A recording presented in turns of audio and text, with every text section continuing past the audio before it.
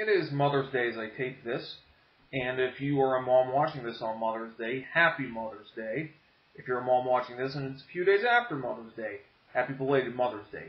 Thank God for all of you guys, because if it wasn't for moms, really, where would any of us be? Want to tell you a story to demonstrate just how powerful the prayers of a devout mother can be. Let me tell you a story about a mom. We're going to call her Mon for short, M-O-N, and her son, a bratty little insolent rebel named Gus. Now, Mon was a very God-fearing woman. She, prayed regularly, very devout, loved Jesus with all her heart, and she did her best to raise Gus as, a good Christian woman would. And it just didn't take. Gus was a rebel. He was bad to the core.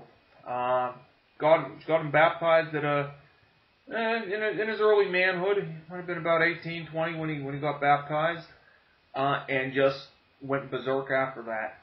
Just lived the life of the prodigal son, drinking, drugs, whoring himself around, theft. He just couldn't get enough evil. And this broke Mon's heart no end. And she would frequently just be on her knees in prayer, praying to God, God, turn my son's life around. Call him back to you. Help him be the man that you can be. And don't let him die, and be in a state of eternal damnation. And for years, Mon prayed this prayer and prayed and prayed. And, after, Gus was 25, nothing. 26, nothing. So finally, Gus neared 30. And here's a little story of what happened to Gus. He was speaking to someone he knew who was a clergyman. And clergyman said to Gus, you really ought to consider reading the letter of Paul to the Romans. I think it really should change your life. At this point in his life, Gus was pretty ashamed of the way he was behaving, but he knew there was just no way he could get out of it. And he felt almost too unclean to sit down and read Romans. And he was sitting, he took the book, he was sitting in his backyard, and staring at it, thinking, should I read it, should I not read it? And all of a sudden, across the lawn in a neighboring house, he heard the voice of a kid. A little kid saying, take and read, take and read. It's repeating itself again and again. Take and read, take and read, take and read, take and read, take and read. And at this point, Gus was pretty well spooked. And he decided, well, I guess I better read this. This is just a little too bizarre. Sat down and started reading the letter to the Romans. And by the end of his reading of it, God had completely crushed his spirit. He realized how destitute he was before God and was determined to leave his debauchery behind and follow Jesus Christ. And he did. And he did okay.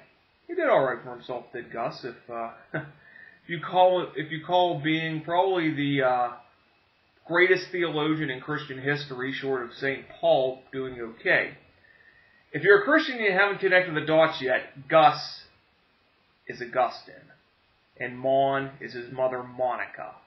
And it's a true story. It's what happened to him as a young man. He was a very debauched individual, and he wound up being, again, pretty much, this man influenced all other great theologians, Aquinas, Luther, Calvin. None of them would exist if it wasn't for Augustine. I'm a pharmacist, and I was, a couple months ago, I was calling a pharmacy in St. Augustine, it's called St. Augustine, the town in Florida, for a transfer of a prescription. I said to my intern, could you have imagined, do you think St. Augustine could have imagined when he was getting drunk and stealing pears out of, people's orchards, that someday he'd have the first city in America named after him? My grandmother is buried in a cemetery named after him, and it just goes to show you just what the power of how powerful a praying mother can be. So moms and dads, pray for your kids. You will be surprised to see just how effective that prayer can be. God bless.